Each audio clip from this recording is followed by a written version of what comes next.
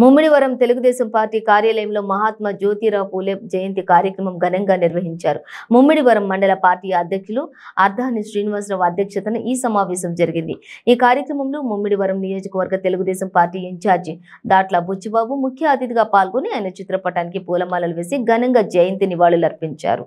ఈ సందర్భంగా ఆయన మాట్లాడుతూ కుల వివక్ష అంటరానితనంపై అలుపెరగని పోరాటం చేసిన బడుగు బలహీన వర్గాల ఆశాజ్యోతి, సంఘ సంస్కర్త, స్త్రీ వంటింటికి పరిమితం కాదని, చదువుకుని సమాజంలో ఆదర్శంగా నిలవాలని ఆయన అమోఘమైన కృషి చేశారని అన్నారు.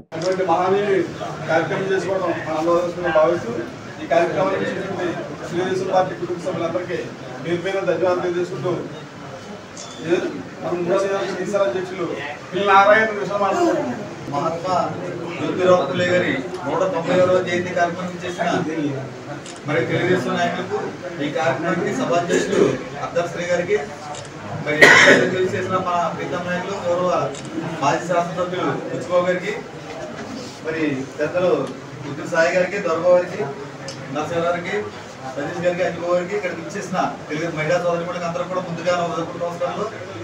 మరి జ్యోతిరావు పూలే గారు మహారాష్ట్రలోని 1827 ఏప్రిల్ 11వ తారీఖున సతారా జిల్లాలో జన్మించడం జరిగింది.